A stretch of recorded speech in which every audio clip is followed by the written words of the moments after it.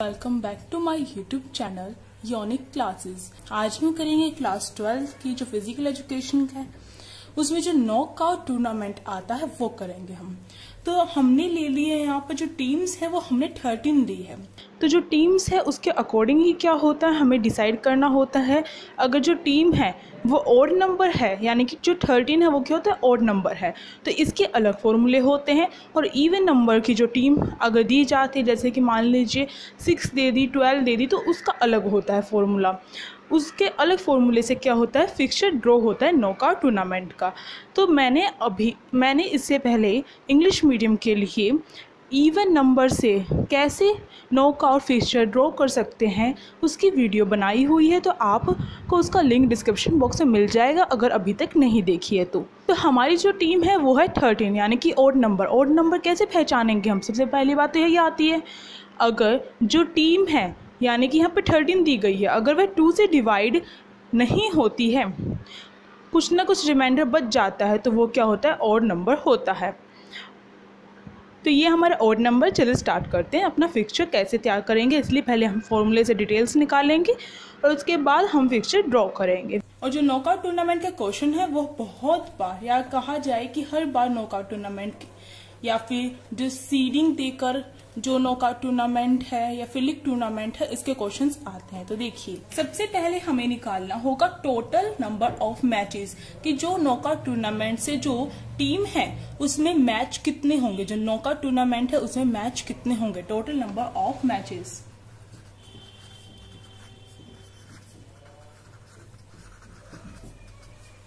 तो इसका फॉर्मूला बहुत ही इजी है, total number of teams minus में 1।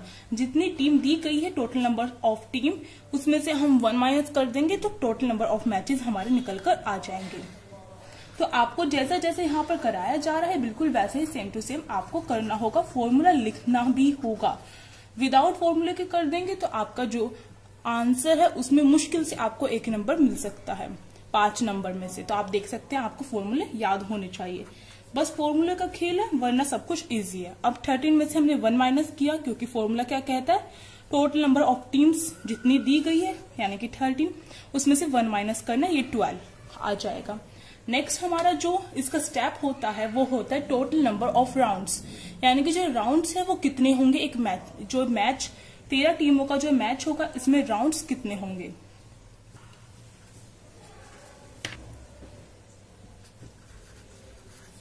टोटल नंबर ऑफ राउंड्स इसका फॉर्मूला होता है। इससे पहले आपको समझना होगा जो मैं अभी आपको बताऊंगी। तो देखिए टोटल नंबर ऑफ राउंड्स निकालने के लिए पहले हमें यह समझना होगा, ये बस आपको समझने के लिए है, इसके बाद जो यहाँ पर करवाया जाएगा वो आपको करना है। तो देखिए मल्टीप्लाई 2 विद 2 कॉन्टिन्यूसली। हमें क्या करना है, जब हम टोटल नंबर ऑफ राउंड्स निकालेंगे तो इसके लिए हमें करना होगा कि मल्टीप्लाई 2 विद 2 कॉन्टिन्यूसली। हमें मल्टीप्लाई करना है 2 को 2 से, वो भी कॉन्टिन्यूसली लगातार हमें मल्टीप्लाई करना है 2 को 2 से।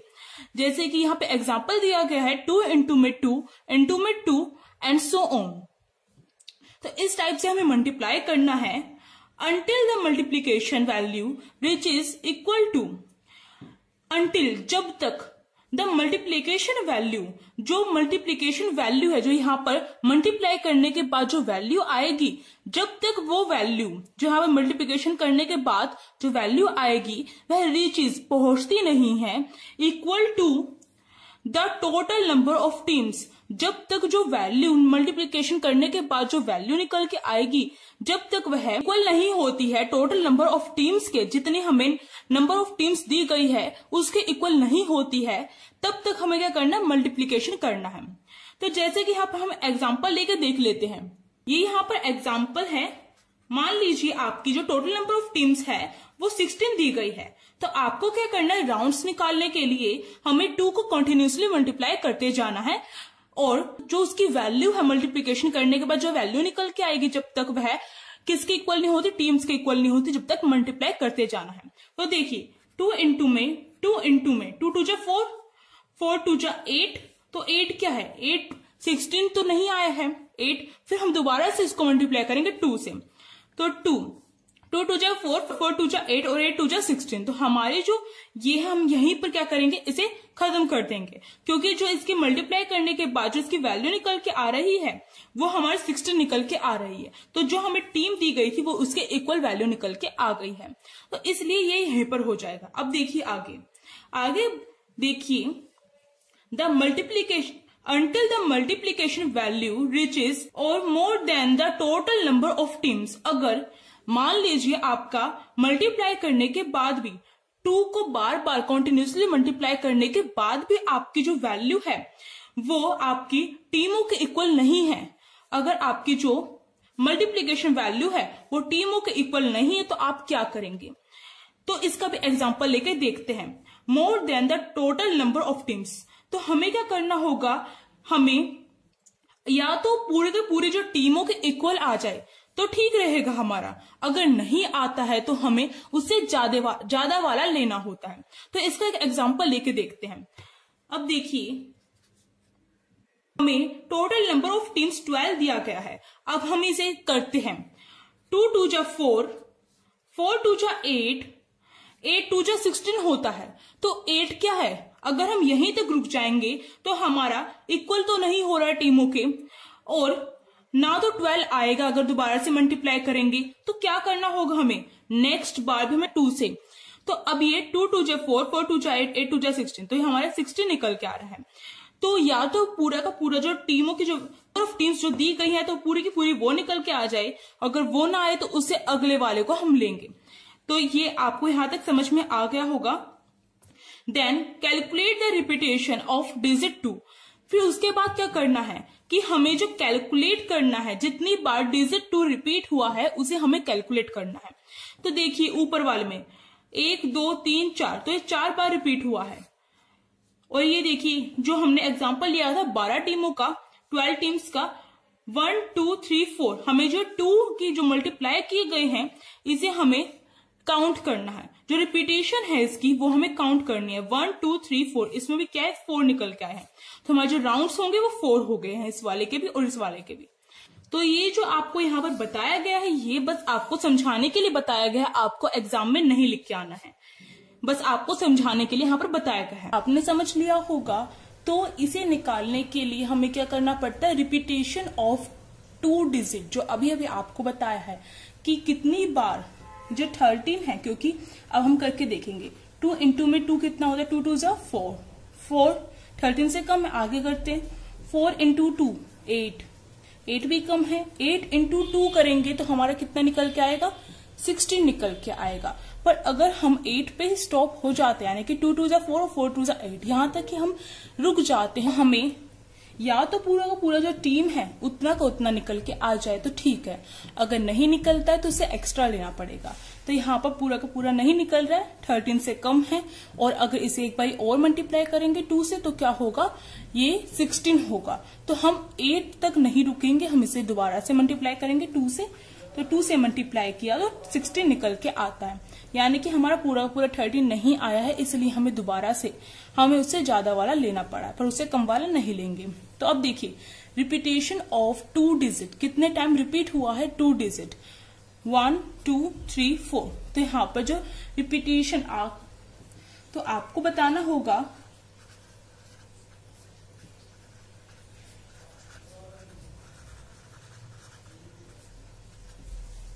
कि रिपीटेशन ऑफ 2 डिजिट आपका यहाँ पर 4 टाइम्स रिपीट हुआ है, 2 1 2 3 4। सो हम कह सकते हैं कि नंबर ऑफ राउंड्स हमारे कितने होंगे, 4 होंगे। जितनी बार भी 2 रिपीट होता है उतने हमारे राउंड्स निकल के आते हैं। तो यहाँ पर क्या है, सॉरी यहाँ पर क्या है, 4 होगा। इसका नेक्स्ट हमारा स्टेप होता है कि टोटल नंबर ऑफ बाइज हमें निकालनी होती है। नेक्स्ट स्टेप में टोटल बाइज या फिर टोटल नंबर ऑफ बाइज, आप कुछ भी लिख सकते हैं। तो टोटल बाइज निकालने का फॉर्मूला है हमारा, आपको बस जो फॉर्मूले है वो क्या है आपको ध्यान में रखने हैं। टोटल बाइज निकालने का फॉर्मूला होता है next power of 2 minus total number of teams.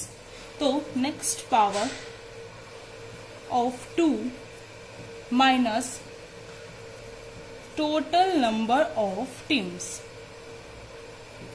तो नेक्स्ट पावर ऑफ 2 कितनी निकल के आई थी हमारी नेक्स्ट पावर ऑफ 2। ये रिपीटेशन ऑफ डिजिट हमने यहाँ पर 4 लिखा है, पर अगर हम देखें कि नेक्स्ट पावर 2 की कितनी निकल के आई है, 2 2 जा 4, 4 2 जा 8 और 8 2 जा 16, तो यहाँ पर 16 हमारी नेक्स्ट पावर निकल के आई है। तो 16 minus total number of teams, total number of teams हमें कितनी दी गई है, 13 दी गई है। तो 16 माइनस 13 कितना निकल के आया हमारा, 3 निकल के आया। तो ये टोटल 22 जो है 3 आ गई है। तो आपको कोई भी स्टेप यहाँ पे मिस नहीं करना है, अगर कर दिया तो आपका जो नॉकआउट टूर्नामेंट है वो नहीं बन पाएगा। तो आप इसकी प्रैक्टिस कीजिए, जब भी आपको समझ में आएगा। तो नेक्स्ट देखते हैं अब हमने टोटल 22 अपनी निकाल ली है। तो अब हमारा जो अगला स्टेप होता है वो होता है अपर हाफ की 22 निकालना, यानी कि हम टीम को क्या करते हैं, 2 हिस्सों में डिवाइड करते हैं। एक तो अपर हाफ होता है हमारा और एक लोअर हाफ होता है। तो जो अपर हाफ की जो 22 है, मतलब कि अपर हाफ की टीम को कितनी 22 दी जाएगी वो निकालना होगा। इसी टाइप से लोअर हाफ की 22 निकालनी होगी, पर जो फॉर्मूला होता है दोनों का अलग अलग होता है इवन नंबर में। तो देखिए हमें अपर हाफ की 22 निकालनी है। टोटल 22 इन अपर हाफ, या फिर इसे हम U.H भी लिख देते हैं। जल्दबाजी है आपको तो ये भी लिख के आ सकते हैं, इसमें कोई प्रॉब्लम नहीं है, बस फॉर्मूलों में कोई हेरफेर नहीं होनी चाहिए। तो टोटल 22 इन अपर हाफ, इसका फॉर्मूला आपका होता है NB माइनस 1/2। NB क्या होता है, अब NB होता है टोटल 22। तो टोटल 22 आपने कितनी निकाली है, पर हम लिख देते हैं टोटल 22 को ही NB कहा जाता है। तो आप कंफ्यूज मत होइए, इसकी शॉर्ट फॉर्म है नंबर ऑफ 22, आप ऐसे याद कर सकते हैं। तो टोटल 22 हमारी कितनी है, 3 है। तो यहाँ पर क्या होगा, टोटल नंबर ऑफ 22 3 माइनस 1/2 करेंगे। तो ये 3 में से 1 गया तो क्या आया, 2 आया (2). अगर इसे हम कट करेंगे तो आप क्या गलती करते हैं कि 2 से 2 चला गया तो 0 हो गए। बहुत बारी बच्चे कंफ्यूज होकर ये कर देते हैं, पर ये क्या है 1, 2 1 से 2 होते, तो यहाँ पर क्या 1 निकल के आया है। अब इसी टाइप से हमें लोअर हाफ की 22 निकालनी होगी।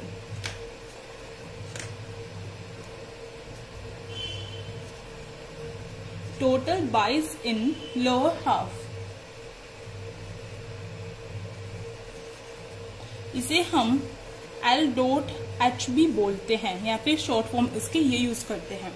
अगर total number of lower half की बात करें तो इसका फॉर्मूला इससे बिल्कुल अपोजिट होता है। यहाँ पे NB मतलब कि टोटल 22 माइनस 1 किया जाता है, तो लोअर हाफ में हम करेंगे NB प्लस में 1/2।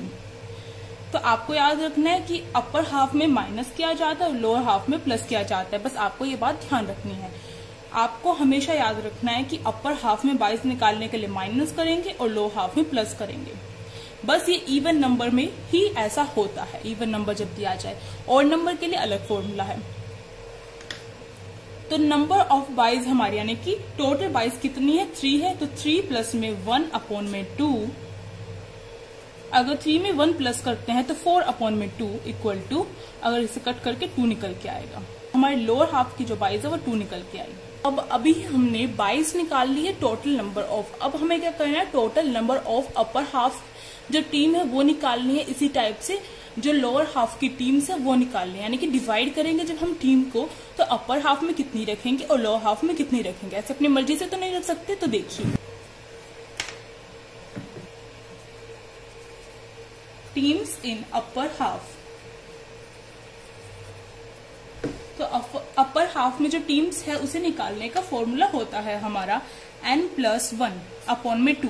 उसमें क्या करते थे हम, NB यानी कि टोटल 22 माइनस 1/2। अगर आप 22 में -1 लगा रहे हैं तो उससे अपोजिट जो अपर हाफ की टीम्स निकालने के लिए फॉर्मूला है उसमें N+1 करा जाएगा। वहां पर NB करते हैं, टोटल 22 लेते हैं, यहाँ पर टोटल टीम लेते हैं। अगर ऐसे याद नहीं होता है तो आप इस तरीके से समझ सकते हैं, पर आपको याद करना होगा। तो N total number of teams हमारी कितनी दी हुई है, 13 दी हुई है। तो 13 प्लस में 1/2 इक्वल टू 13 प्लस में 1 14/2, ये क्या निकल के आएगा, 7 निकल के आ जाएगा। तो हमारी अपर हाफ की जो टोटल टीम्स है वो 7 है। इसी टाइप से हम टीम्स इन लोअर हाफ निकालेंगे।